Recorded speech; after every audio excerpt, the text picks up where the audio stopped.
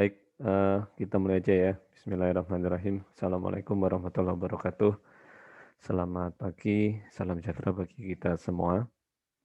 Alhamdulillah di pagi hari ini kita bisa berjumpa kembali di mata kuliah Sistem Basis Data. Ya, ini masuk ke pekan yang kedua. Jadi untuk pekan pertama dan kedua eh, praktikumnya belum bisa dimulai sehingga baru akan dimulai pada pekan ketiga. Sehingga untuk pekan pertama dan pekan kedua eh, tetap diisi tatap muka. Sehingga dalam satu pekan untuk mata kuliah ini ada eh, 2 kali ya, 2 kali.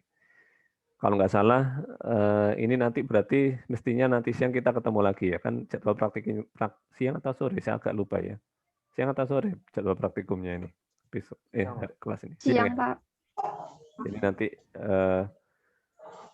nanti siang kita ketemu lagi gitu dan melanjutkan apa yang kita bahas pada pagi hari ini. Di e-learning juga sudah ada attendance, saya ingatkan untuk jangan lupa diisi ya absensinya, karena kalau lupa ya itu tadi ada mekanisme pemutihan dan lain-lain yang memang ya bisa sih bisa tapi ya ribet gitu kan, daripada ribet ya langsung aja diisi attendance-nya.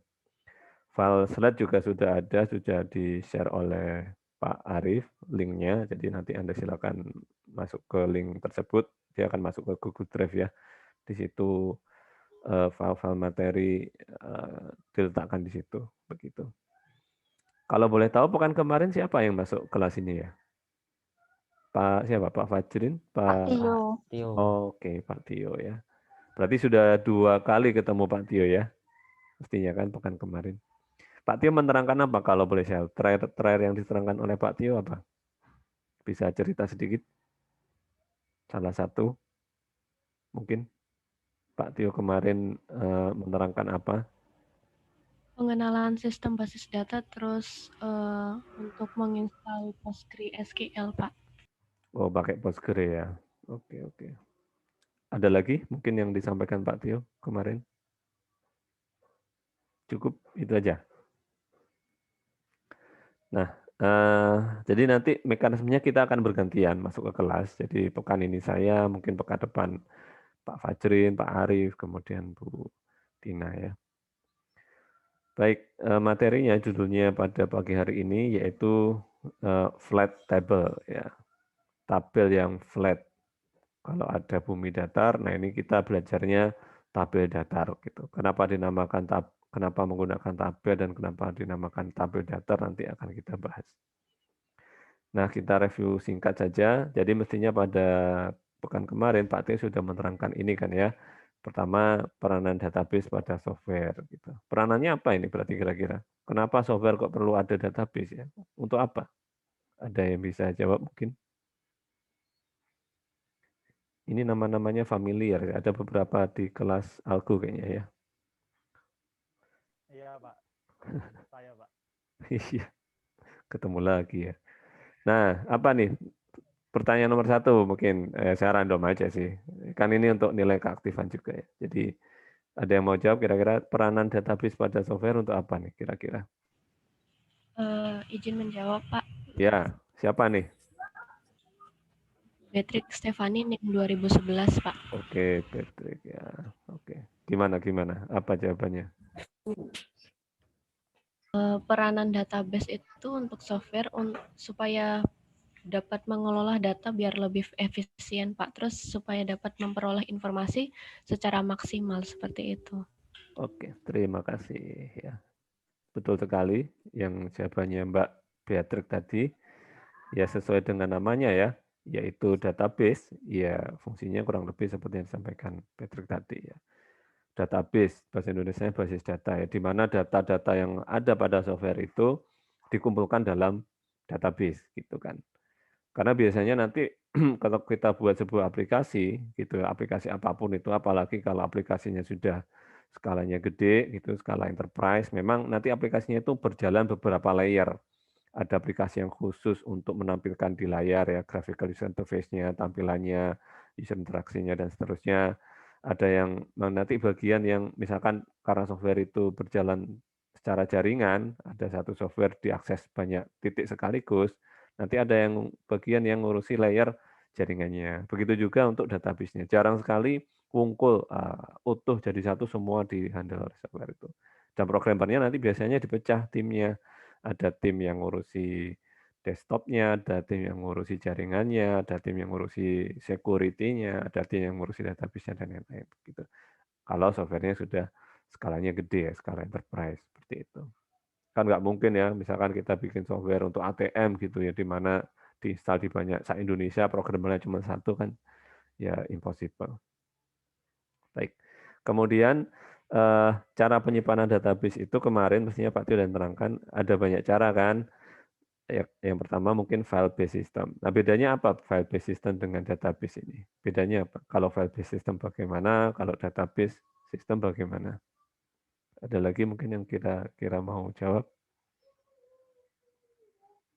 Kalau bisa sih jangan yang sudah jawab tadi ya. Kalau bisa yang lain. Gimana? Atau ditunjuk ya? Ya, saya pick secara random aja yang dari daftar partisipan itu ya. Semoga yang saya tunjuk nggak lagi ke toilet begitu. Nurziana, ada nggak Nurziana Fetia Dewi? Halo, Mbak Nurziana. Orangnya ada nggak nih? Lagi ke toilet kah? Atau gimana? Mbak Nurziana? Halo?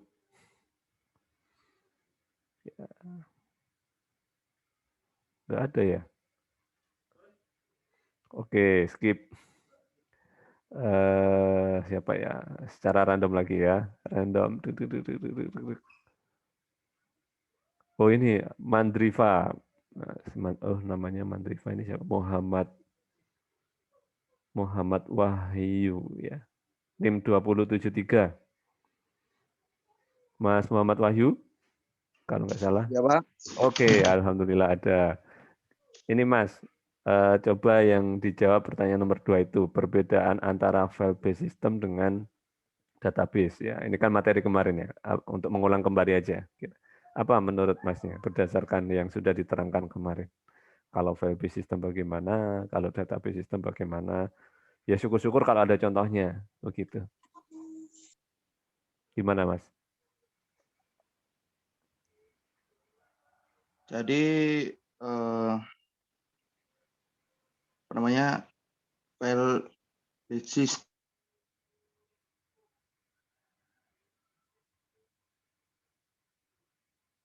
Gimana? Terputus sih suaranya di saya. Halo?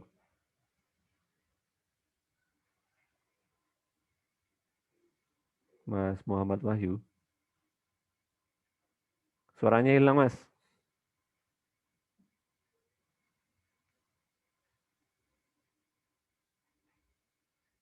Halo?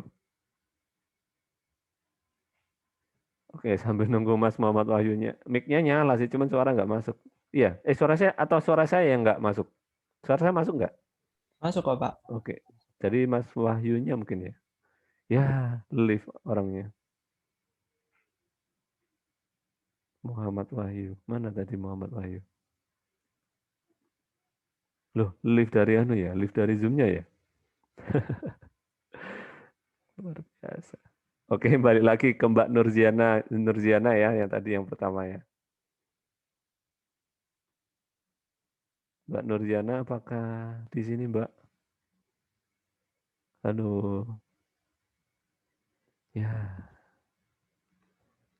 ya, ya nggak apa-apa. Cuman ini nanti jadi catatan ya gini nih. Artinya ya orangnya ada di partisipan, cuman ketika coba di ini nggak respon. Ya sekali lagi ini memang kelemahan kalau kita jalankan kuliah secara daring ya begini ini ya. Kalau di kelas kan enak gitu ya, langsung kelihatan gitu. Oke. Baiklah, ya untuk menghemat waktu, nanti materi daripada nunggu ini nggak selesai-selesai. Jadi perbedaan antara file based system dengan database, ya namanya saja file based system ya. Data-data itu disimpan dalam berupa file begitu. Contoh paling sederhana yang Anda lakukan pada project Algo 1 kemarin. Anda buat program, datanya disimpan dalam file JSON atau file CSV, sehingga ketika programnya ditutup, datanya nggak hilang, tetap tersimpan. Dan ketikanya programnya dibuka kembali, untuk mengakses datanya tinggal buka filenya. Itu ya bentuk yang paling sederhana. Bentuk-bentuk lainnya misalkan ya mencatat transaksi ya, misalkan ada transaksi dalam bentuk tabel dicatat dalam sebuah file Excel. Sehingga ketika programnya di close, file Excel-nya tetap ada dan ketika dibuka bisa diambil kembali. Nah, namun cara seperti ini tentu menyimpan potensi-potensi kelemahan. Apakah boleh Pak saya menggunakan file based system? Ya boleh, asalkan kebutuhannya memang hanya untuk seperti itu. Misalkan kalau untuk skalanya masih kecil, kemudian dia hanya berjalan pada satu mesin saja, tidak berjalan secara jaringan misalkan, kemudian operatornya juga nggak banyak. Kalau operatornya banyak, membuka satu file yang sama, satu ngerubah, nanti salah satu peluang terjadinya inkonsistensi data. Data yang satu sini dirubah, ternyata nggak sinkron dengan data yang lain. Ada dua file, ada duplikasi, nama file yang sama, tapi mungkin akan sedikit kesulitan dicari mana versi yang paling update atau versi yang file mana yang paling valid dan seterusnya. Nah, kelemahan-kelemahan inilah yang nantinya bisa ditutupi kalau kita menggunakan database system ya. Nah, software database sistemnya itu namanya Database Management System software. Nama softwarenya DBMS, Database Management System. Itu nama softwarenya, nama pasarannya atau nama mereknya sekarang itu ada banyak ya. Nama mereknya itu ada Oracle, ada Postgre yang Anda diminta install itu, ada SQL Server, ada MySQL, and so on, dan seterusnya. Mana yang paling baik, mana yang paling cocok. Masing-masing DBMS punya kelemahan dan kekurangannya, tapi secara umum sama ya, sama. Mungkin Oracle powerful kalau dia skalanya gede, enterprise, dan memang biasanya software yang berbayar dengan harga mahal memang spesialisasinya untuk itu, untuk digunakan pada perusahaan-perusahaan skala besar. Apakah saya boleh, misalkan saya punya usaha kecil pakai Oracle gitu, ya silahkan, cuman kan itu seperti membunuh nyamuk dengan bom atom lah misalkan gitu kan. Jadi butuhnya nggak seperti itu, tapi ya bisa sih bisa, cuman terlalu apa ya, overkill istilahnya, terlalu berlebihan. Gitu. Nah, ketika kita membuat database, ada banyak sekali model atau ada banyak sekali cara kita memodelkan database kita. Memodelkan itu maksudnya cara membuatnya. Ya, ada yang object oriented, ada yang fungsional dan seterusnya. Dan yang akan kita bahas pada kuliah di mata kuliah ini kita menggunakan pendekatan namanya database relasional. Kenapa dinamakan database relasional? Karena nantinya ketika kita membuat database-nya itu, memodelkan database-nya itu, kita akan membuat misalkan database sistem informasi perpustakaan. Nanti akan kita buat dalam banyak tabel, tidak cukup satu tabel saja untuk menyimpan datanya. Datanya disimpan di tabel dan jumlah tabelnya ada banyak. Gitu. Dan karena jumlah tabelnya ada banyak, sangat memungkinkan terjadinya relasi antara satu tabel dengan tabel lainnya. Oleh karena itulah dinamakan database relasional. Mengenai bagaimana cara, lupa, nek tabelnya banyak, terus gimana nyimpen datanya? Saya punya data ini. Karena tabelnya ada banyak, bagaimana saya tahu bahwa data ini disimpan di tabel ini? Katanya ada relasi. Bagaimana merelasikan antara tabel satu dengan tabel lainnya? Itulah yang akan kita bahas pada mata kuliah ini. Kurang lebih seperti itu. Saya pikir Pak Tio juga menerangkan hal yang sama kan ya, gitu. Oke. Kalau saya mungkin terlalu cepat atau ada yang kurang jelas, langsung ditanyakan aja ya, nggak apa-apa. Oke, itu review singkat dari materi yang kemarin. Nah, kita masuk ke topiknya sekarang. Judulnya yaitu flat table ya, tabel datar ya, begitu. Nah, kenapa dia dinamakan flat table? Karena nantinya di sini tabel yang akan kita buat untuk menyimpan data kita ini, dia nanti kolomnya ada panjang, ada banyak. Sehingga nanti tabelnya panjang begitu. Sehingga seolah-olah datar gitu.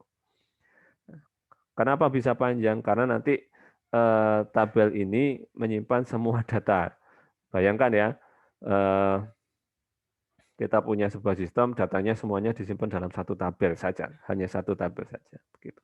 Lola, tidak sesuai dengan nama mata modelnya tadi, Pak. Katanya database relasional itu disimpan dalam banyak tabel. Iya, namun salah satu tahapannya agar bisa sampai ke situ, tabelnya kita simpan dalam datanya kita simpan dalam satu tabel terlebih dahulu begitu.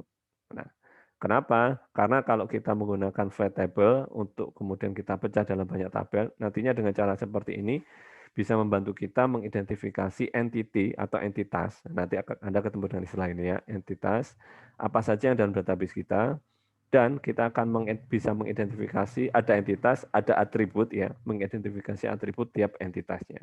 Nah, ini nanti istilah-istilah baru yang akan kita pelajari. Ada entitas, ada atribut. Apa itu entitas dan apa itu atribut nanti akan kita bahas detail ya. Nah, baik. Itu konsep flat table. Intinya menggunakan flat table itu kita punya studi kasus sistem apapun itu, data yang dibutuhkan disimpan dalam satu tabel saja, begitu. Nah, kemudian teknisnya bagaimana? Nah, apa yang perlu disimpan di dalam flat table ini? Ya, apa-apa saja yang perlu dicatat, begitu. Misalkan Anda membuat sebuah database perpustakaan, gitu kan? Ada perpustakaan, Anda diminta untuk tolong buat database-nya. Nah, mestinya kan Anda berpikir kalau saya perlu buat database-nya, kira-kira database saya ini harus mencatat data apa saja ya? Data apa saja yang harus disimpan dalam database saya ya? Misalkan studi kasusnya adalah database perpustakaan, maka yang perlu dicatat dan disimpan yaitu ya tentu saja proses peminjaman buku gitu kan. Kalau ada orang pinjam perlu dicatat gitu. Apalagi ya kalau ada peminjaman logikanya harus ada pengembalian kan, pengembalian buku. Kalau ada orang mengembalikan buku harus dicatat juga. Misalkan perpustakaannya bukunya udah koleksinya udah perlu ditambah, oh berarti ada proses pembelian buku baru harus dicatat juga. Perpustakaan punya member, dia harus ketika ada orang daftar sebagai member kan harus dicatat juga, oh berarti ada satu proses lagi pencatatan anggota baru dan seterusnya. Nah, itu Anda perlu pikirkan, kemudian ditulis semua. Oh, berarti perlu data ini, data ini, data ini untuk mencatat proses ini, begitu. Begitu juga untuk database toko misalkan. Ya, namanya toko ya ada transaksi penjualan, ada transaksi kulak barang, ada transaksi misalkan penjualannya dibagi dua, ada yang cash, ada yang secara kredit, dan seterusnya. Ya. Contoh lain misalkan KRS, sistem informasi akademik ya, seperti sister kita itu kan. Oh itu tambah banyak lagi datanya, ada proses KRS, tatap muka, entry nilai, absen, daftar kehadiran, kemudian data indeks prestasi dan seterusnya. Gitu. Nah, kalau kita menggunakan flat table, semua data-data itu akan kita simpan dalam satu tabel saja. Nah, karena datanya ada banyak, maka konsekuensinya kan bisa jadi karena tabelnya cuma satu, datanya ada banyak, kolomnya jadi panjang kan ya, jadi panjang. Sehingga lelah dia namanya flat. Nah, oke itu konsep tentang flat table ya. Oke Pak, saya sudah paham gitu ya. Terus caranya gimana? Cara bikin flat table-nya ini? Langkah-langkah apa saja yang harus saya lakukan? Nah, setidaknya ada 4 langkah secara sederhana ya. Nah, sesuai dengan namanya tadi, flat table ya. Langkah pertama, masukkan semua data yang perlu disimpan oleh software dalam satu tabel gitu. Satu tabelnya nggak boleh lebih dari satu. Ada satu tabel gitu, ada kolom-kolom banyak gitu. Nah, disimpan di situ begitu. Nah, misalkan ada satu kolom, tapi isinya lebih dari satu, boleh nggak Pak? Boleh. Itu namanya multi-valued attribute. Ada satu kolom, dia menyimpan data lebih dari satu. Contohnya apa ya? Contohnya misalkan kalau Anda misalkan mendaftar pada sebuah organisasi, begitu, kemudian ada kolom isian hobi. Nah, hobi Anda kan bisa lebih dari satu. Ada kolom hobi begitu, mungkin pakai ini lebih mudah ya.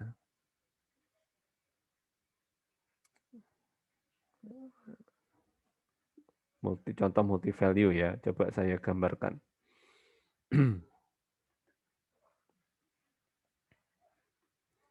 Ya, karena space kosongnya nggak ada, jadi jangan nimpa di sini. Jadi misalkan ini tabelnya gitu. Ini misalkan ini tabelnya, kemudian kan dia ada banyak kolom begitu.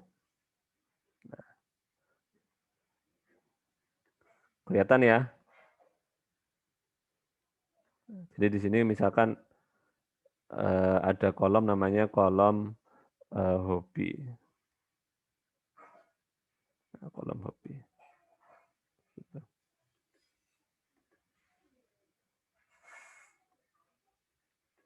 Nah, aduh, nggak kelihatan ya. Sebentar, ini kalau tak dulu ya.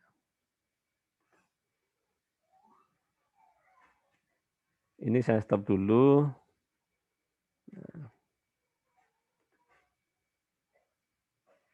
Nah, misal ini ya pakai papan tulis ya. Yang dimaksud dengan kolom hobi, di apa namanya multi value. Jadi kita buat sebuah tabel begitu. Ini misalkan tabel, kemudian kolom-kolomnya ada banyak ya. Ini misalkan kolom pertama, ini misalkan kolom kedua, ini kolom ketiga dan seterusnya gitu.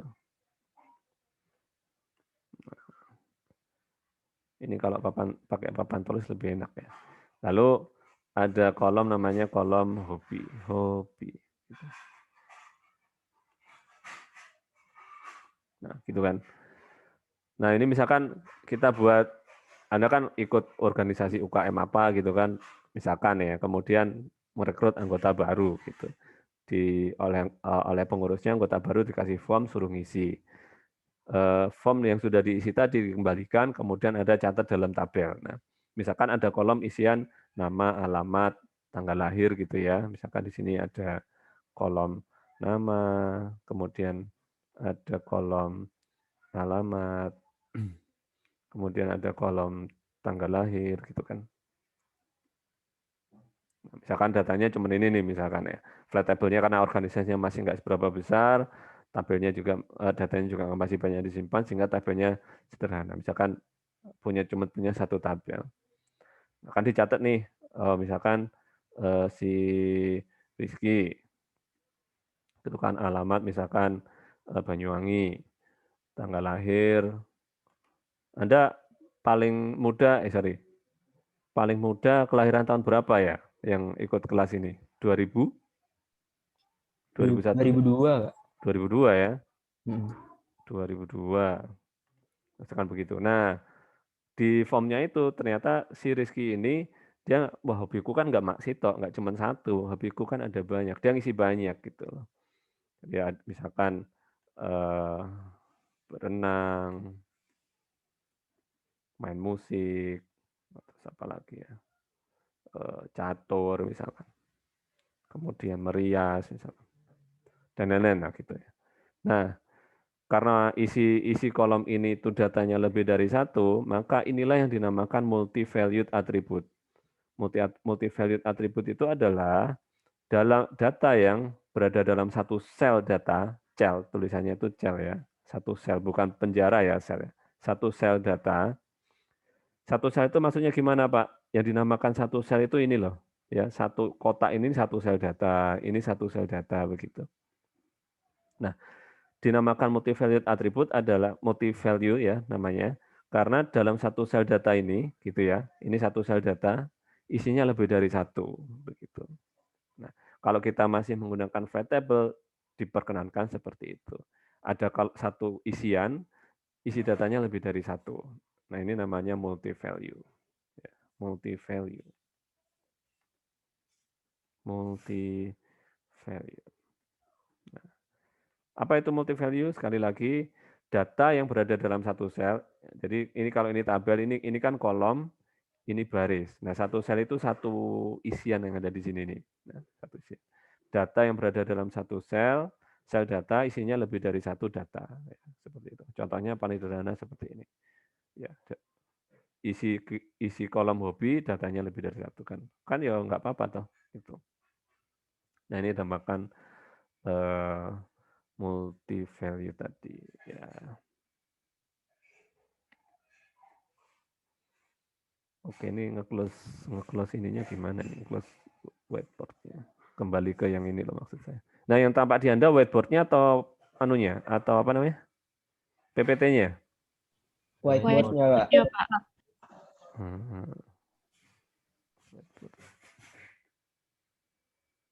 Duh, malah nggak tampak apa-apa sekarang ya? Iya, Pak. Sorry. Udah kelihatan? Kelihatan? Sudah, Sudah, Pak. Pak. Oke, sip. Sudah, Pak. Oke, Iya, Pak. tadi itu ya, multi-valued itu konsepnya. Ada tabel, ada kolom, ada baris, lalu pada satu sel data itu lebih dari satu isiannya. Ya contoh misalnya hobi tadi.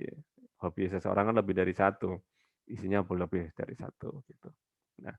Nah, data-data itu kita catat semua datanya yang dibutuhkan ya. Yang dibutuhkan yang nggak dibutuhkan jangan dicatat ya. Ya kan mubazir gitu. Jadi catat dalam format tabel. Nah, namun ini Anda perlu hati-hati pada poin nomor 3.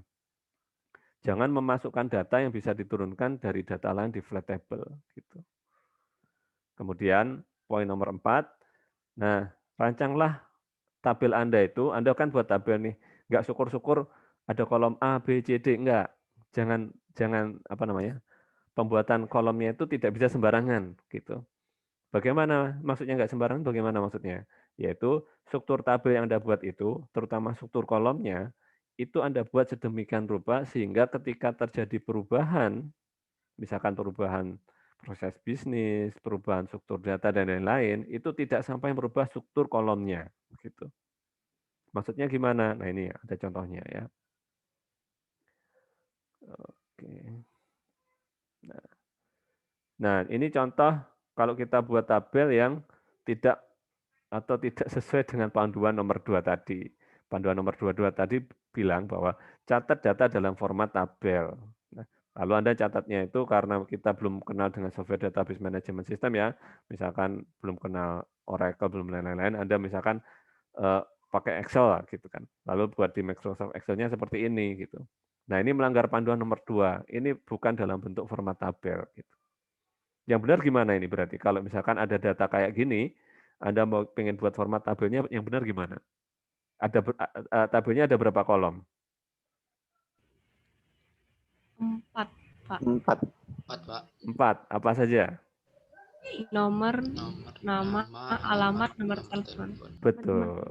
Betul sekali. Ya, ini bukan format tabel yang di layar ya. Harus dalam format tabel. Artinya apa? Ya harus dibuat tabelnya dalam bentuk tabel gitu. Jadi tabelnya nanti mestinya kalau ini kita convert ke dalam format tabel, dia akan ada 4 kolom sesuai yang sudah dijawab tadi ya oleh teman-teman. Jadi ada 4 kolom, ada nomor, ada nama, sama ada alamat dan ada namanya nomor telepon begitu. Jadi jadinya kalau ini bentuk kayak gini ini bukan format tabel. Merubahnya dalam format tabel, dia nanti jadi 4 kolom. Kolom pertama itu nomor, kolom kedua itu alamat, nama dulu ya, nama, kemudian alamat, kemudian yang terakhir adalah nomor telepon. Nah, gini. Isi datanya ada berapa ini isi datanya? Ada? Ya sesuai di situ ada 3 kan? Jadi nomor 1 ini siapa? Budi gitu. Budi, kemudian alamat Jalan Jawa, kemudian nomor telepon berapa itu? 1, 2, 3, 4. Nah, begitu. Nomor 2 Linda begitu. Dan seterusnya ya. Begitu seterusnya. Nah, jadi Anda menyimpannya dalam format tabel gitu. Nah, dari sini mungkin ada yang kurang jelas atau ada pertanyaan? Nggak ada ya? Oke? Oke.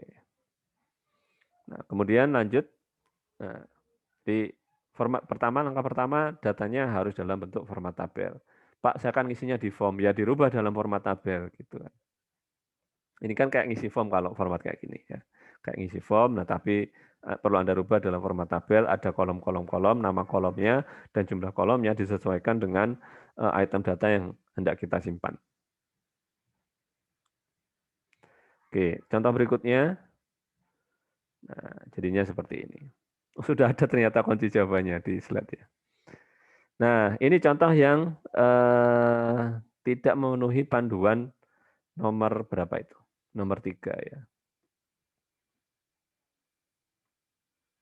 Nah, yang melanggar panduan nomor 3. Masih ingat nggak tadi panduan nomor 3 apa? Masih ingat nggak? Jangan memasukkan data yang bisa diturunkan, Pak. Oke, betul sekali. Tidak boleh memasukkan. Jadi kita buat kolom datanya itu di kolom itu isian datanya itu merupakan data yang bisa diambil dari kolom lain gitu. Contohnya apa di sini? Nah, contohnya di sini yaitu kolom total. Kolom paling kanan ini ya. Kolom paling kanan ini yaitu kolom total ya. Nah, ini merupakan data yang bisa diturunkan dari kolom-kolom lainnya. Kok bisa? Nah, kolom total itu kan merupakan hasil apa? Hasil perkalian antara Kali harga. Jumlah kali harga. betul, harga kali jumlah. Sehingga kolom total ini nggak perlu kita jadikan kolom sendiri. Kenapa? Karena datanya itu merupakan turunan dari kolom harga dan jumlah. Cukup harga dan jumlah saja. Tidak perlu membuat kolom total begitu. Itu poin nomor 3 ya. Jadi Anda identifikasi nantinya misalkan, oh saya punya database toko nih, ya, mencatat transaksi pembelian. Nah, karena di notanya itu ada tulisan total dan Anda ingin menyimpan itu, nah itu yang nggak boleh. Cukup harga dan jumlah saja. Loh Pak, bagaimana saya bisa tahu, misalkan aplikasi saya, misalkan ini kan nanti, ini datanya kayak gini kan, hendak dipakai di aplikasi Anda. Saya pengennya itu aplikasinya nanti bisa menampilkan totalnya, Pak.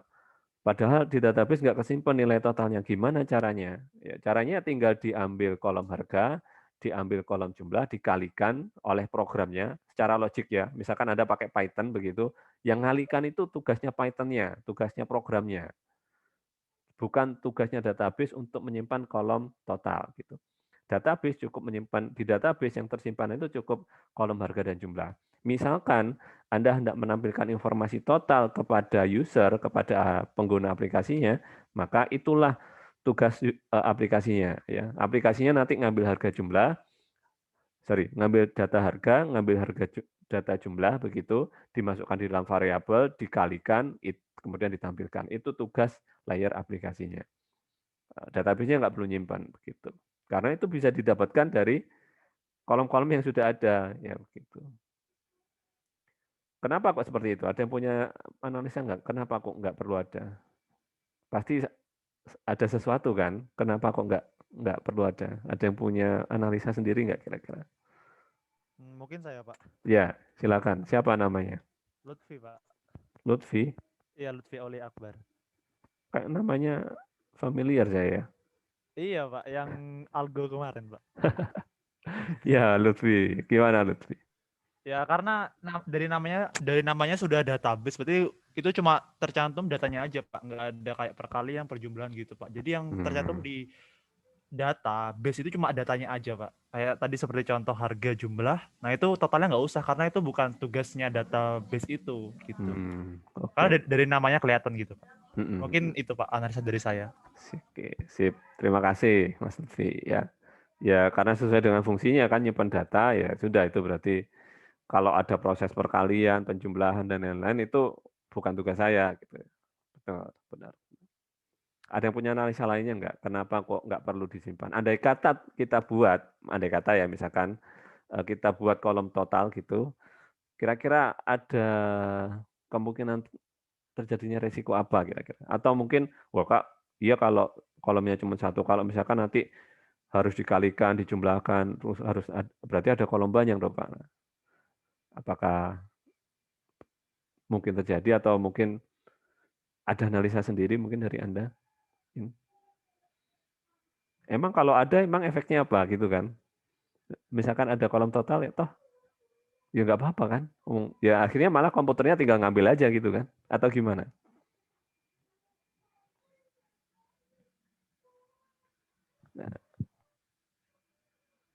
Ada yang bisa jawab kira-kira? Ini menganalisa ya. Nah, oke lah ya. Salah satu alasan kenapa kolom turunan, istilahnya kolom yang isinya merupakan data turunan tadi, kolom total ini kan data turunan. Maksudnya turun gimana? Isinya itu merupakan atau bisa diambil dari kolom-kolom yang lain. Itu merupakan data turunan. Kenapa tidak perlu ada? Kalau ada, apa yang mungkin terjadi? Ya pertama tentu saja masalah efisiensi ya. Ya nambah satu kolom itu kan kita harus nambahkan sekian space megabyte lah misalkan begitu, entah di RAM, memori, entah di hard disk gitu kan. Kalau iya kalau kolomnya cuma satu.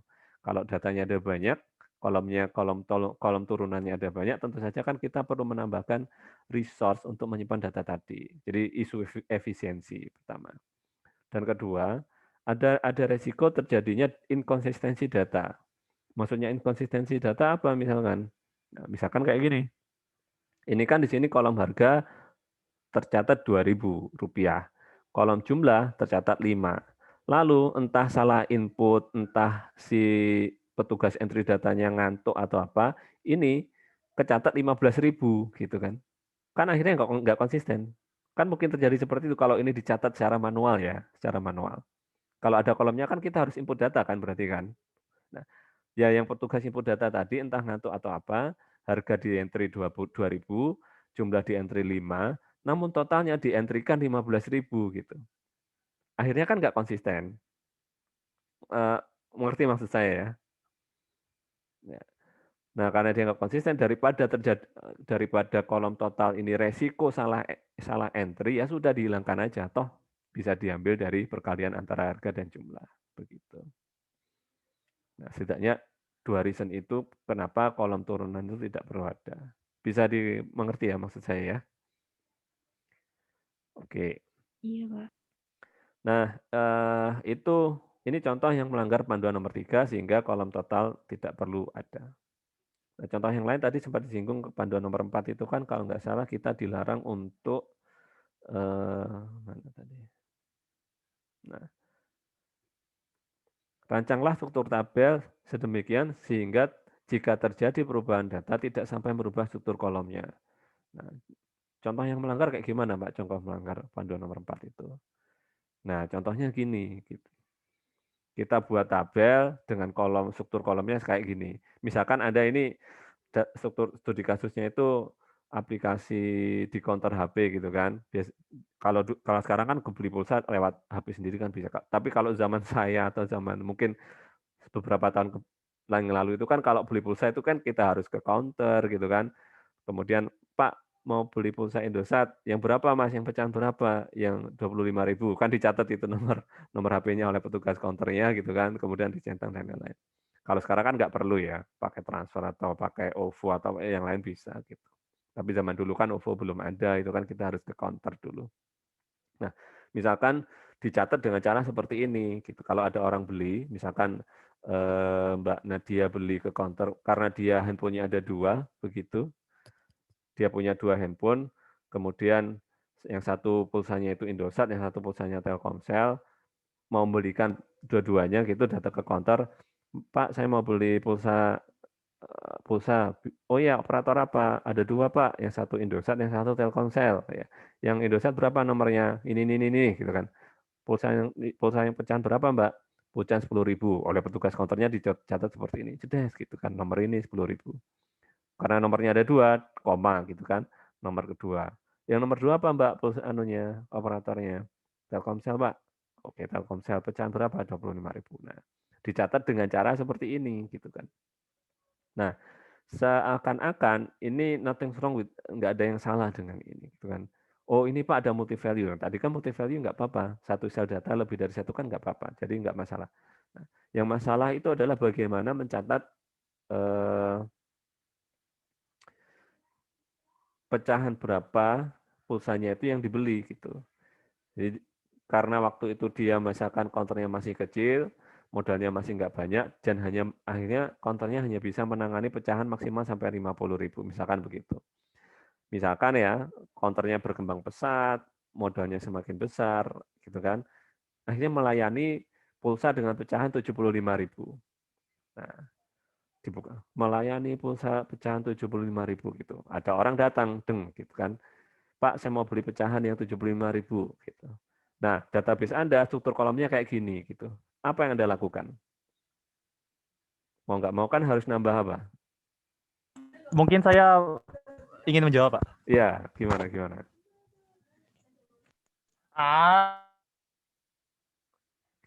Aduh, suaranya hilang.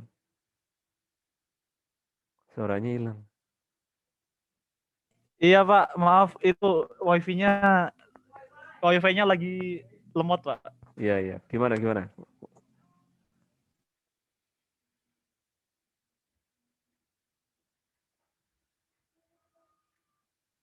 Halo? Permisi, Pak. Permisi. Iya.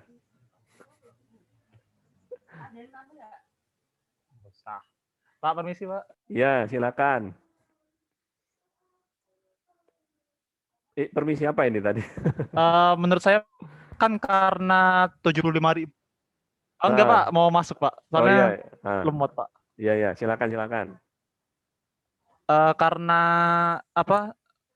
Nilai 75.000 itu nggak ada di tabelnya itu. Kalau menurut saya mungkin untuk mengatasi 75.000 itu mungkin bisa ditambah dari yang tabel 50 sama 2, Pak. Jadi dicentang 2 gitu. Oh, centang 2 gitu. Karena kalau ditambah gitu jadi nggak akan merubah struktur kolomnya gitu, Pak.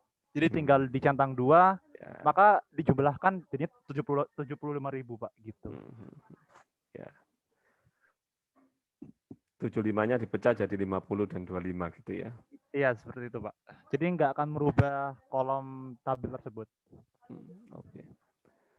Ya, bisa saja sih. Cuman nantinya itu kan kecatatnya bahwa dia beli 2 gitu kan. Artinya beli 75 dan 50.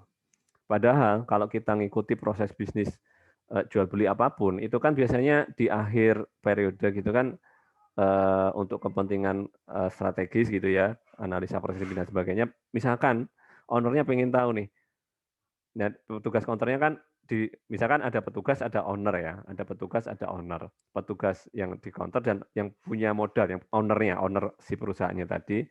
Nah, misalkan si petugasnya dikasih struktur kolom kayak gini, sedangkan perusahaannya sudah atau pemilik kiosnya itu sudah menyediakan pulsa 75.000.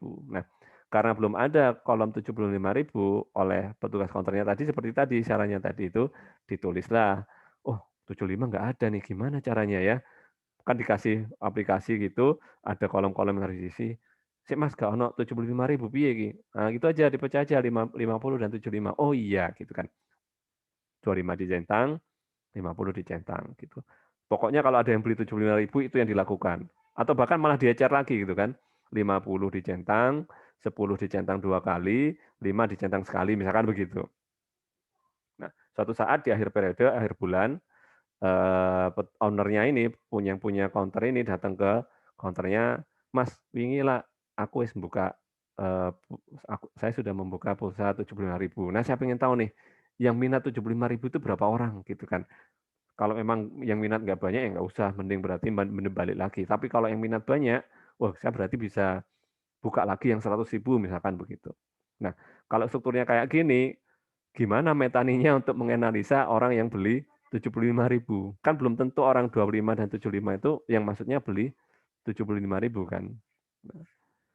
Nah, keributan-keributan itulah yang mungkin muncul gitu loh.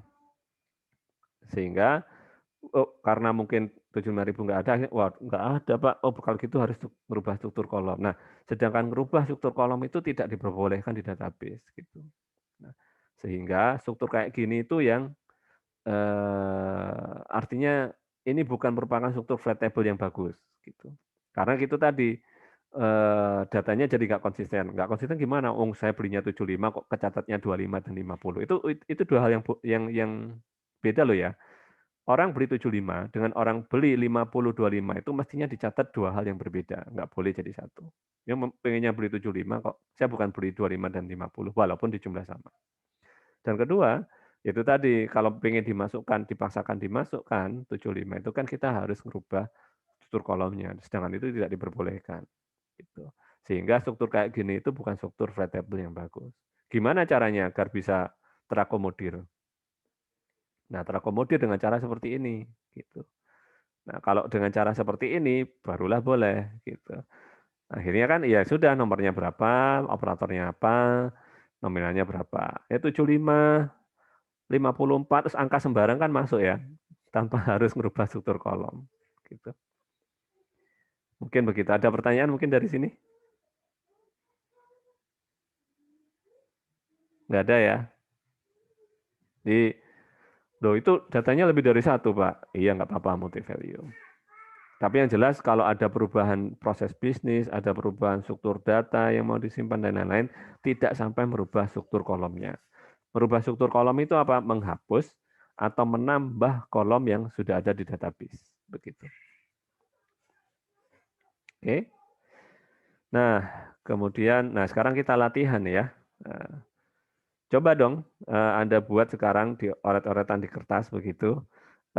Buat flat table untuk mencatat data mahasiswa. Gitu. Atau mungkin kalau data mahasiswa terlalu umum ya.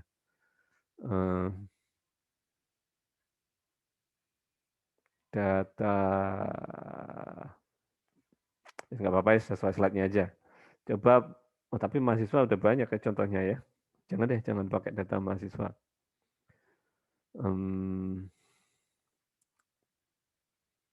Data buku yang ada perpustakaan. Ini latihan soalnya saya rubah. Jadi buatlah flat table untuk mencatat data buku. Atau Anda pengennya apa? Data mahasiswa atau data buku aja? Sesuai keinginan Anda deh. Gimana? Data buku atau data mahasiswa?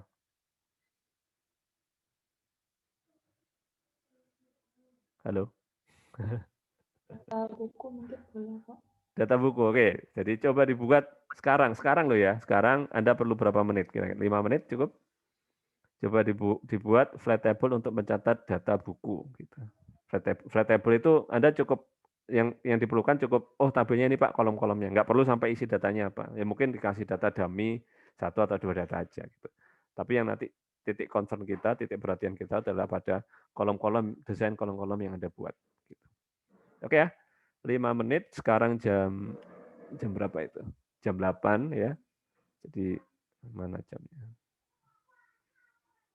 Sekarang pokoknya 5 menit dari sekarang ya. Nanti setelah ini saya minta secara random satu atau 2 orang Anda untuk menunjukkan hasilnya ya, menunjukkan hasilnya gitu. Itu saja, terima kasih. Kita break 5 menit, Anda kerjakan, nanti 5 menit setelah ini kita ketemu lagi. Oke? Silakan dikerjakan.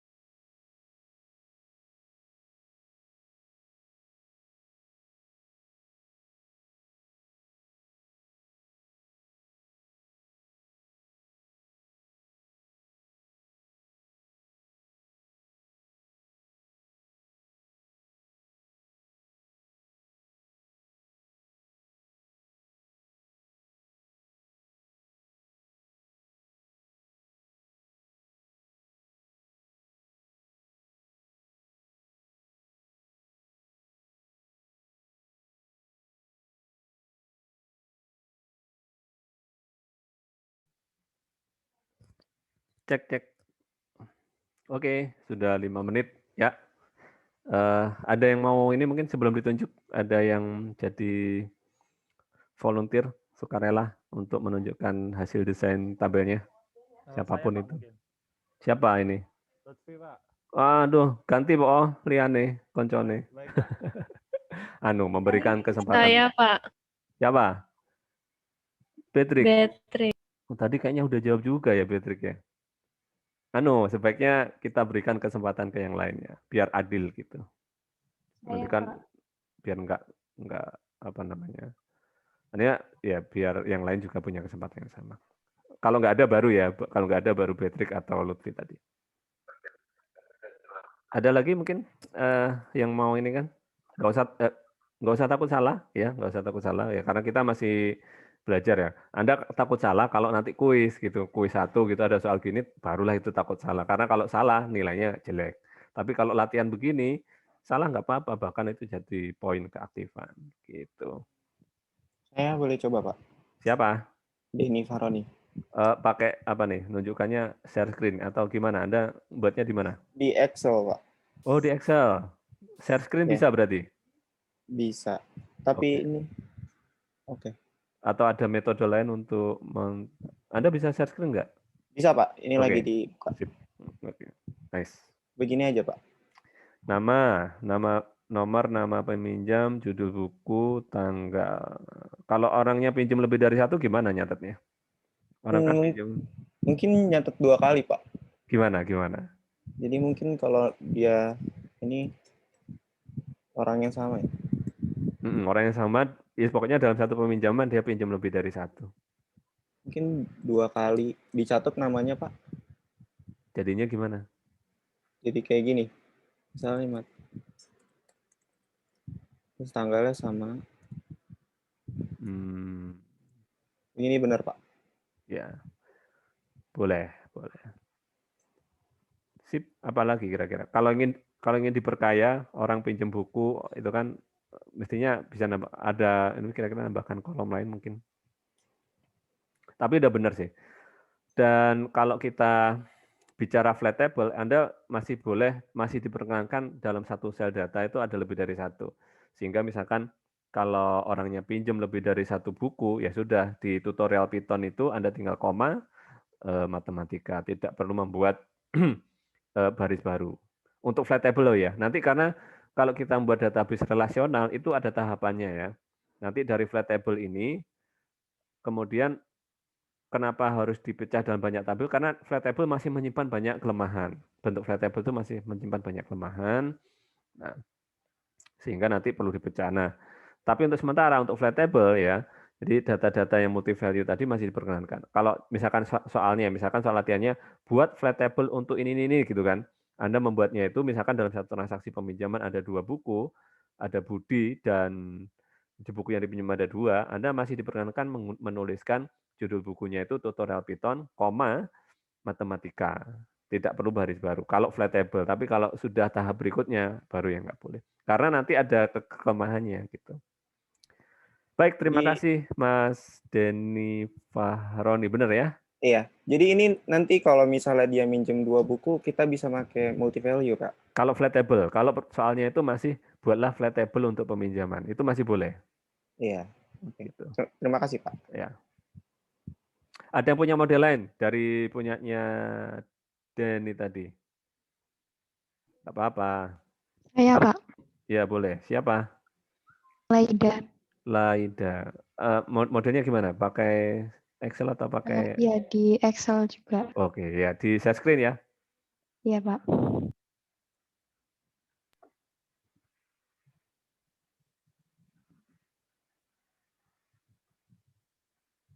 Sudah terlihat.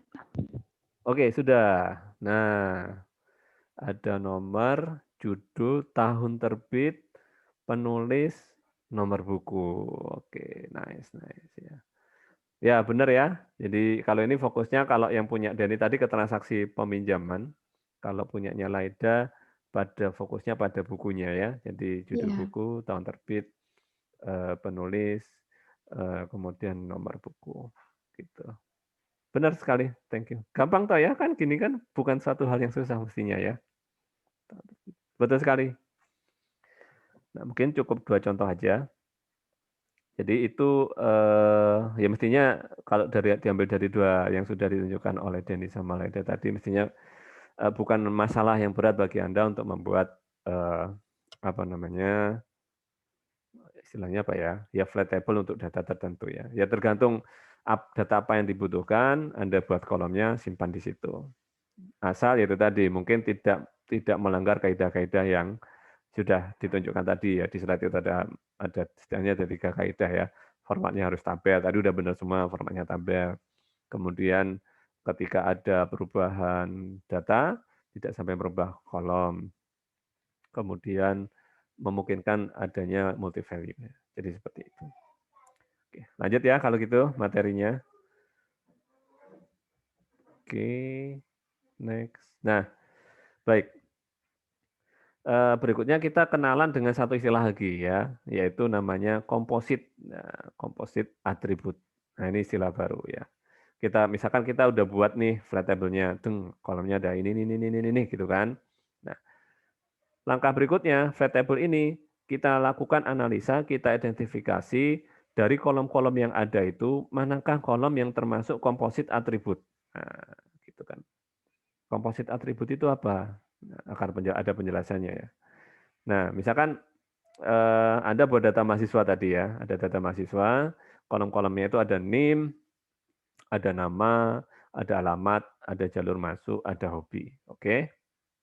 NIM 123 Budi, alamatnya di sini, jalur masuknya lewat Senam PTN, hobinya ini gitu kan.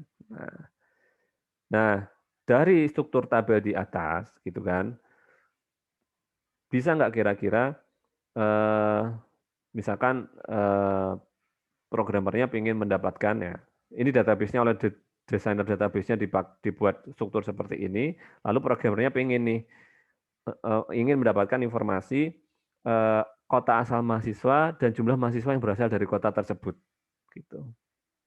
Jadi misalkan kota ya, kalau di kolom alamat itu kan dia lengkap dalam satu kolom itu ada jalan, ada nomor, ada kota, ada provinsi kan. Ini kan dalam satu kolom nih. Jadi dalam satu kolom ini kan ada banyak data ya, ada banyak informasi ya yang kita dapatkan kan. Ada jalan, ada nomor rumahnya, ada kota, ada provinsi, bahkan tidak menutup kemungkinan negara gitu kan, nama negara dalam satu kolom data gitu kan. Ada banyak informasi yang bisa kita ambil dari situ.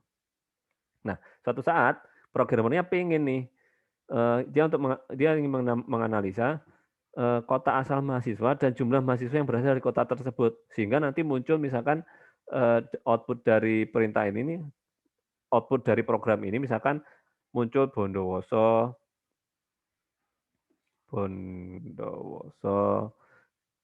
itu ada 40 orang misalkan, 40 orang, kemudian dari Banyuwangi ada, karena dia dekat dengan Bondowoso juga dekat sih ya, misalkan Banyuwangi 35 orang gitu kan. Lalu dari Surabaya, misalkan karena agak jauh di kampus nggak banyak, cukup 10 orang, dan seterusnya gitu. Nah, si programmer ingin mendapatkan informasi kayak gini gitu. Nah, kira-kira memungkinkan nggak kalau struktur datanya kayak gini? Gitu kan. Bisa nggak kira-kira? Anda buat Excel aja, mungkin kita belum ngomong database DBMS-nya. Anda pakai Excel, lalu isi kolom datanya itu kayak gini. Jadi alamat gitu, lengkap dia. Jalan menuju. Pakai Excel, Anda ingin mendapatkan informasi kayak gini, memungkinkan nggak? Mungkin, Pak. Ya tinggal aja di petani satu-satu. Dihitung, oh Bondowoso, ini Budi berapa nih Bondowoso? Bondowoso nambah 1, gitu kan. Ada lagi nggak Bondowoso? Bondowoso. Oh ini ada lagi 1. Oh Bondowoso sekarang 2. Nah gitu. Ya mungkin. Tapi bayangkan effort untuk melakukan itu kan. Bayangkan aja udah bikin males. Nah, nggak IT banget. Nah, sehingga struktur kolom kayak gini ada satu kelemahan tadi. Kita tidak bisa melihat atau membreakdown contoh kalau misalkan mendapatkan informasi kayak gini yang diinginkan. Karena informasinya campur kan. Dalam satu kolom alamat ini dia campur gitu loh. Ada jalan, ada nomor rumah, ada kota, ada provinsi, ada negara bahkan kalau diperlukan. Campur-campur datanya dalam satu kolom. Sehingga ketika hendak mengambil salah satu saja komponen dari data itu kita ambil dan hendak kita hitung, contoh di sini misalkan kita hendak menghitung asal kota, ya nggak bisa, wong dalam satu kolom campur kok. Gitu. Mengerti maksud saya ya? Nah, kolom inilah yang dinamakan kolom komposit atribut. Dalam satu kolom atau dalam satu atribut data. Atribut itu identik dengan kolom ya. Komposit atribut ya berarti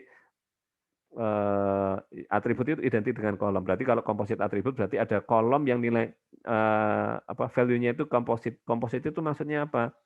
Satu kolomnya cuma satu, atributnya cuma satu, tapi ada banyak komponen data yang ada dalam kolom tersebut. Komponen data maksudnya apa? Ya ini tadi contohnya. Ada komponen jalan, ada komponen alamat, nomor rumah, ada komponen kota, ada komponen provinsi. Semuanya campur dalam satu kolom gitu.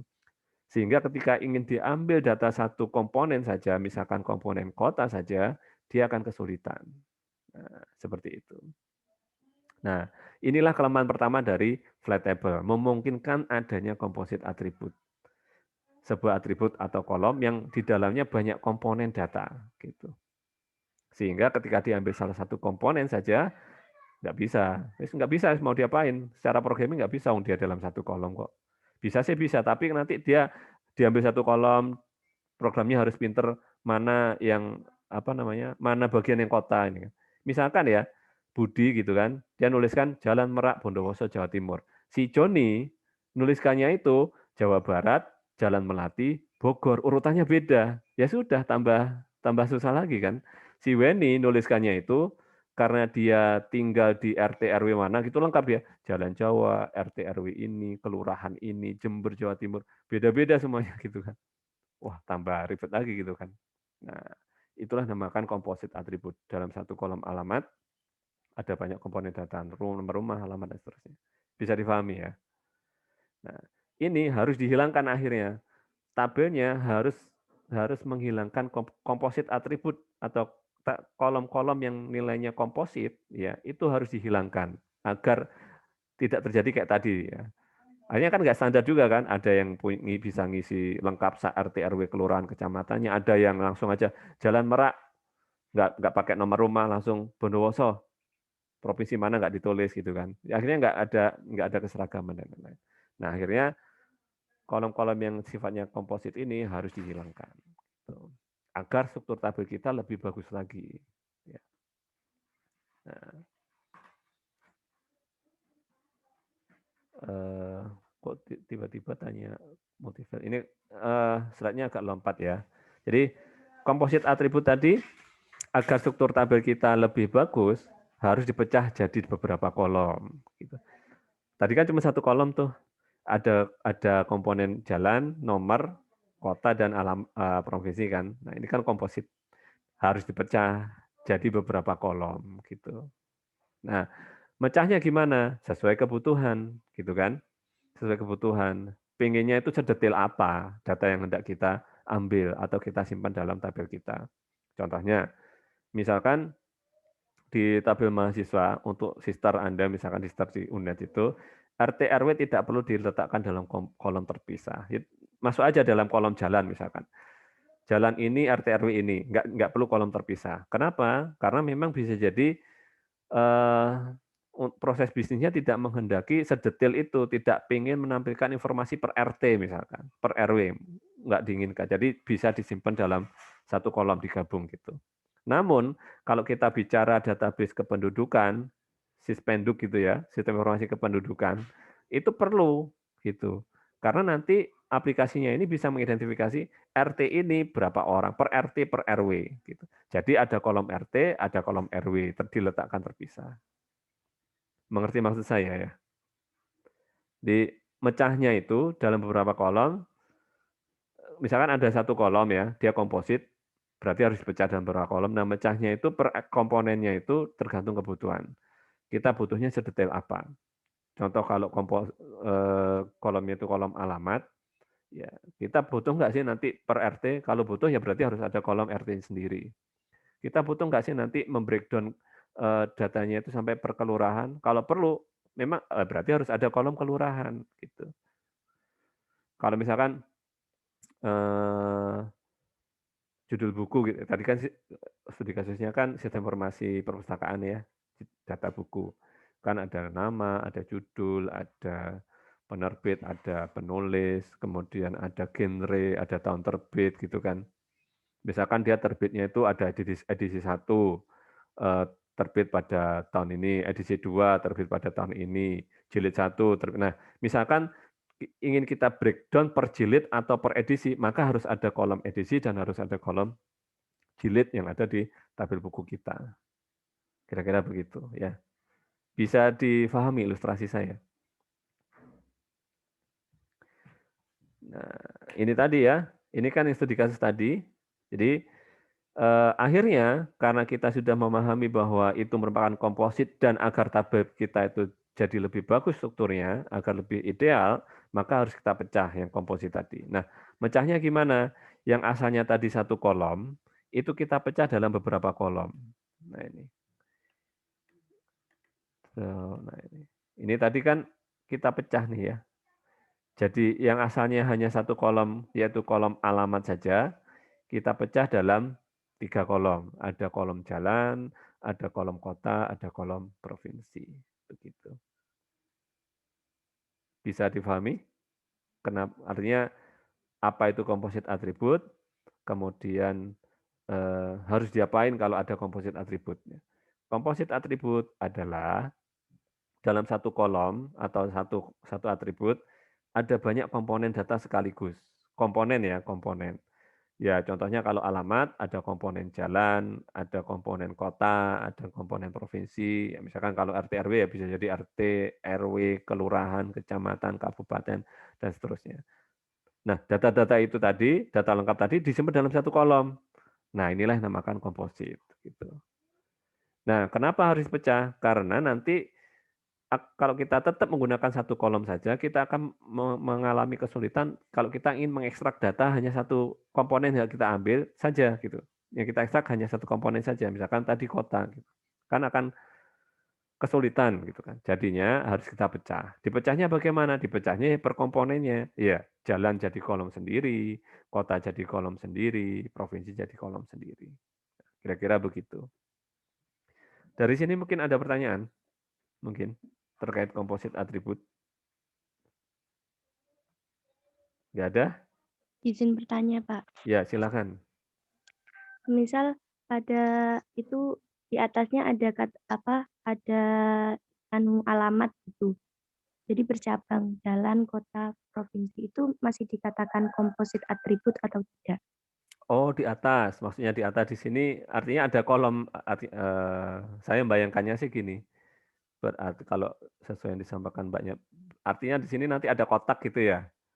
Ada kotak di sini namanya alamat gitu. Iya, Pak. Kalau di Excel bisa, tapi kalau di database nggak bisa. Nggak ada namanya kolom terus punya kolom manaan nggak bisa. 1 kolom ya kolom. Gitu. Kalau Excel kan bisa tuh. Jadi pinginnya itu jalan alamat, kolom alamat ini dipecah jadi jalan, kota, provinsi. Bahwa 3 kolom ini merupakan kolom apa ya? Child atau apalah gitu dari kolom alamat. Ya kalau di Excel sih bisa. Tapi kalau Anda nanti sudah masuk ke softwarenya, nggak ada namanya kolom kayak gini, nggak ada. Jadi ya 1 kolom ya 1 kolom aja. Jadi begitu Mbak. Ya mending sejak awal Anda, jadi kalau nanti ya di project itu kan Anda bikin studi kasus tertentu tuh. Kalau bisa jangan ada kayak gini. Jadi ada ini kolom apa gitu dipecah dari 3 kolom, enggak. Mending langsung aja nama mahasiswa, jalan, kota, alamat. Tanpa harus dijelaskan bahwa ini merupakan kolom alamat gitu. Mungkin penjelasan dari saya. Mungkin itu? Baik, Pak. Terima kasih. Oke, sip. Ada lagi mungkin yang kurang jelas. Jadi kalau nanti Anda sudah masuk ke kuis atau mungkin masuk ke pengerjaan project, mending bentuk kayak gini ya, ada kolom alamat. Sekali lagi, langsung aja dihilangkan, langsung aja yang diambil itu jalan kota alamatnya. Jalan kota provinsinya. Gitu. Baik, dari yang lain mungkin ada pertanyaan lagi yang terkait komposit. Loh Pak, itu kan jalan mestinya bisa dipecah lagi Pak. Kalau Anda lihat, Itu kan komponen jalan. Itu kan ada nama jalan dan ada apa ini? Nomor rumah ya. Boleh nggak saya pecah jalan dan nomor rumah? Boleh-boleh aja, sah-sah aja. Jadi kolom jalan itu Anda pecah lagi dalam 2 kolom gitu. Loh, itu kan komposit, Pak. Ada komponen jalan dan ada komponen nomor rumah. Jadinya saya pecah dalam 2 kolom gini, Pak. Ini yang kolom kolom nama jalan. Aduh, fontnya gede banget. Gimana caranya biar fontnya kecil ini? Sorry. Jadi saya pecah jadi kolom nama jalan, kemudian kolom kedua yaitu kolom kedua yaitu nomor rumah. Gitu. Boleh nggak? Boleh-boleh saja. Kalau pertanyaannya boleh atau tidak, boleh-boleh saja. Gitu.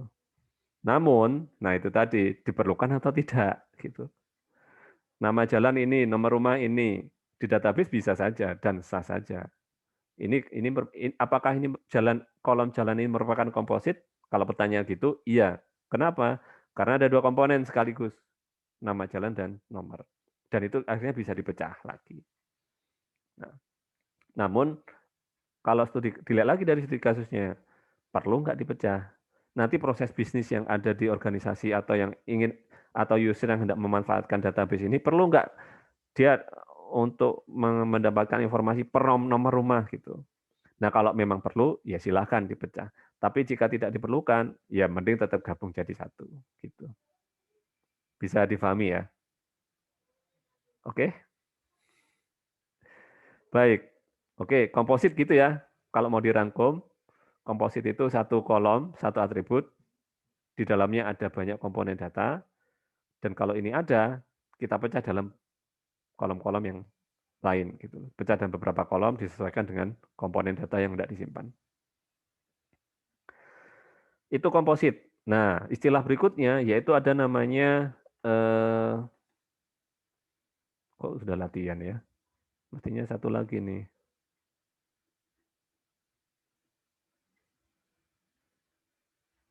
Ini mungkin ya multi value. Tadi sempat disinggung multi value di awal ya.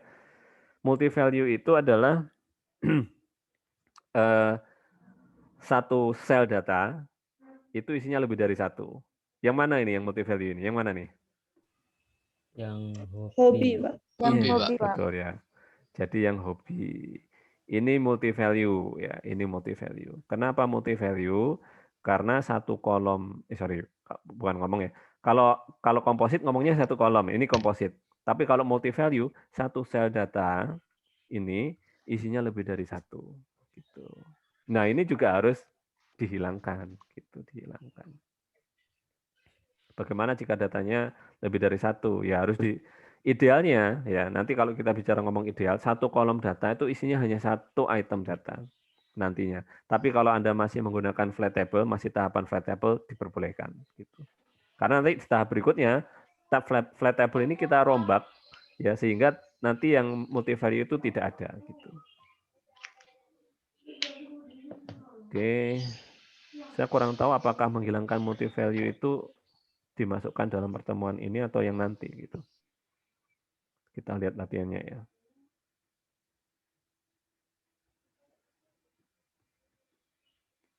Ini udah, ini komposit udah. Oh kayaknya udah sih ya. Nanti multivalue kayaknya nanti ya. Nah latihan 2, ini jam berapa nih? Anda mau kerjakan sekarang atau dikerjakan setelah ini Anda kumpulkan nanti. Ini kan kita nanti siang ketemu lagi insya Allah. Mau dikerjakan sekarang, kita bahas sekarang saat ini, atau kita bahas nanti. Terserah. Bahas sekarang aja.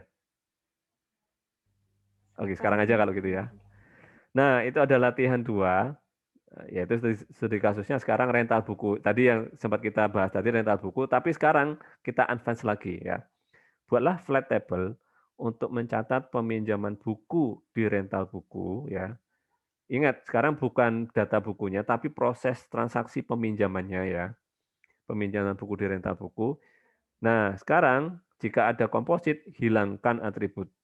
Dihilangkan ya. Gitu. hilangkan komposit atributnya. Ini kayaknya dua ini mestinya ini dua soal ini ya. Yang pertama itu untuk rental buku dan kedua untuk mencatat presensi. Atau rental buku kan karena tadi udah ya. Jadi sekarang yang anda kerjakan yang ini aja deh, yang ini mulai flat table. Ini mestinya dalam apa? Dalam baris yang terpisah. Ini soalnya ya. Buatlah flat table dan seterusnya ya. Jadi ini tugas Anda yang flat buku ini Anda abaikan aja. Jadi tugasnya buat flat table untuk mencatat presensi mahasiswa. Tahu presensi ya?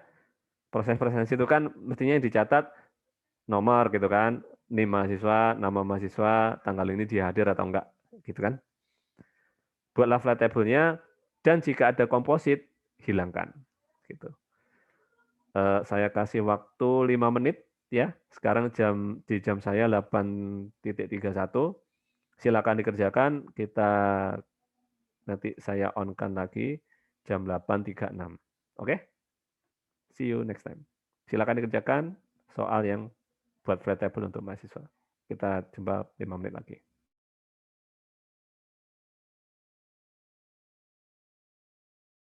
Najib Fikri, Pak. Najib Fikri. Oke, Mas Najib Fikri. Ya, hadir. Nice. Coba ditunjukkan hasil jawabannya tadi terkait latihan untuk tadi. Punya saya itu saya tulis di buku ya, Pak. Gimana cara biar kelihatan ya? Mungkin disebutkan saja Pak untuk kolom pertama. Oh gitu, boleh. Atau pakai whiteboard. Gitu, whiteboard. Share. Whiteboard. Ada pakai HP ya? Pakai ya. laptop. Nah di laptop itu kan kalau kita tekan share screen itu kan ada pilihan whiteboard, papan tulis. Bentar. Ini saya pakai Linux ya Pak. Oh pakai Linux. Beda, iya. UI-nya beda.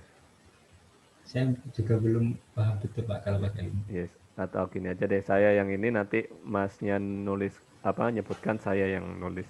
Kelihatan whiteboard di layar? Siap, baik Pak. Oh kelihatan. Oke, yes. Apa Mas? Kolomnya apa aja? Kalau kolom pertama itu nomor. Terus nama mahasiswa. Kolom ini untuk memisahkannya begini ya. Nama mahasiswa, nama MHS, biar lebih singkat tak singkat. Terus kolom berikutnya. Terus matkul. Mata kuliah, matkul. Ini kan apa studi kasusnya presensi ya tadi ya. Oke, terus. Iya. Terus kelas. Terus ruang. Oke. Terus hari atau tanggal gitu. Iya. Hari atau tanggal? Tanggal aja Pak. Tanggal. Iya, hari tanggal. Satu kolom yang sama, hari dan tanggal. Atau beda, hari sendiri, kolom tanggal sendiri. Hari tanggal. Misal Kamis. Maksudnya itu hari dan tanggal ini satu kolom atau dua kolom? Satu kolom, Pak. Hari, tanggal. Hari, tanggal ya.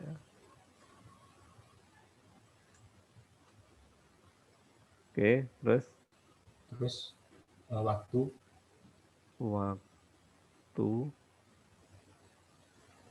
Terus ada lagi?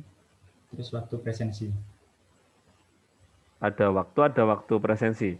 Iya, waktu itu misal jam 7 sampai jam 8.40 gitu. Oke. Ini cara ngecilin fontnya gimana ya? Sebentar ya, lebar banget ya. Ini cara ngecilinnya gimana ini? Nggak ada pilihan ngecilin font ya. Segini deh. Ada lagi kolomnya? Yang terakhir status, Pak. Status atau keterangan gitu. Bentar. Status ya. Oke. Waduh. Status. Gini, atau keterangan lah ya maksudnya ya. Iya, gitu. Sudah? Sudah, Pak. Sudah, oke. Oke. Nah, untuk biasanya langkahnya itu untuk mengetes atau menguji struktur kolomnya itu sudah baik atau belum, itu dengan kita mengisikan item-item datanya. Gitu. Sekarang coba kita isikan ya punyanya Mas Najib tadi, misalkan nomor 1 gitu kan.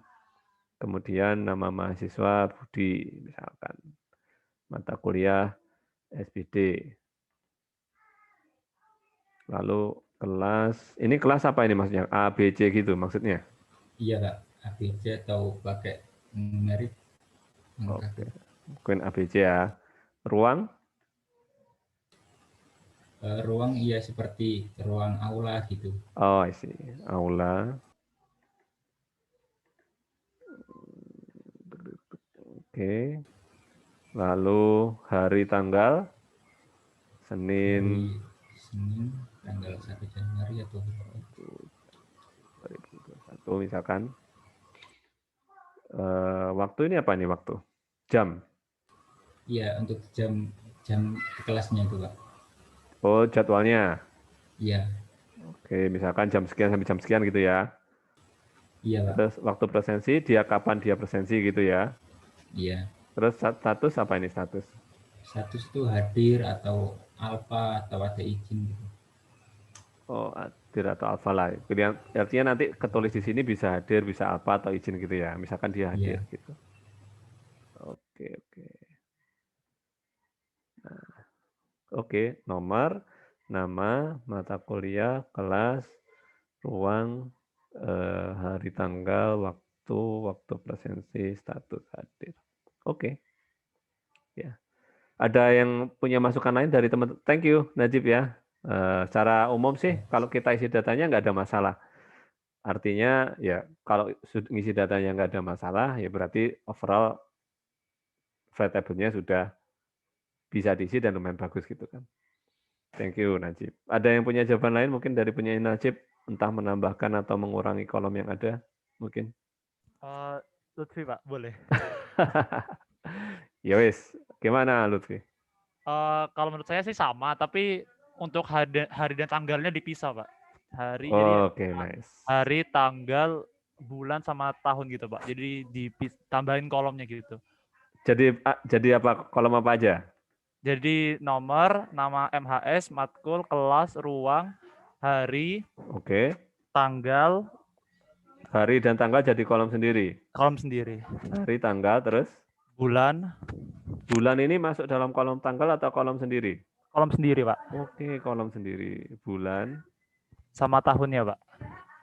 Tahun kolom sendiri juga? Kolom sendiri juga. Oke, tahun. Terus apa lagi bedanya? Udah itu aja, Pak. 3 itu tadi. Jadi dipisah gitu. Oke, betul. Karena ini komposit ya? Iya, komposit, Pak. Jadi kalau kita lihat, oke, thank you Lutfi ya. Jadi kalau kita lihat dari strukturnya Najib, itu tadi ada satu kolom yang komposit. Kenapa komposit? Karena ada 2 komponen kan. Ya ini di kolom hari dan tanggal ini ada hari dan tanggal. Nah, oleh Lutfi dipecah per komponennya. Hari, tanggal, bulan, tahun, begitu. Jadi apakah seperti ini boleh? Ya boleh saja gitu. Idealnya, kalau kita ngomong ideal, semua kolom yang nilainya itu komposit, artinya terdiri banyak komponen dan digabung dalam satu kolom, itu idealnya kalau kita ngomong ideal itu dipecah semua gitu. Untuk memudahkan nanti proses analisa dan seterusnya. Kita ingin mengekstrak datanya itu per komponen misalkan. Bulan ini aja kita aja gitu. Bahkan misalkan waktu itu kan tadi Najib itu kan komponennya bukan komponen apa tadi? Waktu itu kan untuk mencatat jam kehadiran ya. Gitu kan? Iya. Nah, berarti kan dicatat dia hadir jam berapa? Katakanlah di sini dicatat jam 09.50 misalkan. Nah, kalau kita ngomong ideal, ini kan juga terdiri dari banyak komponen kan, ada jam, ada menit, gitu kan. Ini juga komposit sejatinya, gitu. Bisa kita pecah, ada kolom jam dan ada kolom menit. Karena ini waktu, ini juga komposit. Kalau kita ngomong komposit atau tidak, dia komposit. Ada komponen jam dan ada komponen menit. bisa kita pecah dalam komponen terpisah. Bisa kita pecah dalam kolom yang terpisah. Namun sekali lagi balik lagi ke yang slide tadi, diperlukan atau tidak proses bisnis yang ada di studi kasus itu, apakah memang menghendaki sampai sedetail itu. Saya ingin tahu mahasiswa yang datang pada jam 9 gitu. Pokoknya jamnya jam 9, nggak perlu menit berapa. Apakah ada proses-proses seperti itu? Jika memang ada dan memang diperlukan, artinya Anda harus membreakdown kolom waktu presensi itu jadi 2 kolom. Ada kolom jam dan kolom menit, bahkan kolom detik, bahkan usahakan begitu. Namun itu tadi apakah diperlukan. Kalau tidak diperlukan, ya sudah, ini aja, tetap aja dalam satu kolom sendiri. Termasuk yang hari dan tanggal ini. Jika memang nantinya proses bisnisnya itu ada yang menghendaki mengekstrak per hari saja tanpa tanggal, saya pokoknya pengen hari Senin, di hari Senin ini karena di awal pekan, saya pengen tahu berapa orang yang hadir di hari Senin. Khusus hari Senin saja, nggak perlu dulu dia tanggal berapa. Nah, kalau memang ada proses seperti itu, artinya that mean kolom hari dan tanggal itu harus dipecah. Gitu. Nah, tapi kalau tidak, ya cukup jadi satu. Termasuk yang ini kan oleh Lutfi dipecah nih. Apakah boleh? Boleh-boleh saja. Tapi kembali lagi ke pertanyaannya. Perlu nggak? Diperlukan nggak? Nah, ini kan subjektif, bukan subjektif ya. Depends on, tergantung dari studi kasusnya. Kalau memang diperlukan, ya harus dipecah akhirnya hari, tanggal, bulan, tahun. Tapi kalau tidak, boleh digabung tetap seperti ini, boleh. Begitu. Ya. Nah, padahal ini kalau kita ingin lebih dalam lagi, kolom hari itu sejatinya juga merupakan kolom turunan loh ya. Ngerti maksud saya? Kolom hari itu turunan dia. Kok bisa? Karena hari itu bisa didapatkan dari apa? Tanggal. Betul, tanggal. Artinya kolom hari itu turunan. Bisa jadi malah nggak perlu. Yang penting tanggalnya aja. Taunya dari mana, Mak? Ya sudah, lihat aja tanggal itu, hari apa gitu kan. Kan sistem sudah secara pinter kan sudah bisa mengekstrak informasi itu kan. Jadi kolom hari didapatkan dari tanggal. Mungkin itu ya. Jadi depends on oh iya, sorry. Kita kelebihan waktu ya. Jadi begitu, mohon maaf kalau molor ya. Jadi mungkin cukup sampai sekian dan nanti akan kita sambung pada kalau nggak salah nanti siang ya. Kita sambung nanti siang. Semoga bermanfaat. Mohon maaf kalau terlalu molor gitu.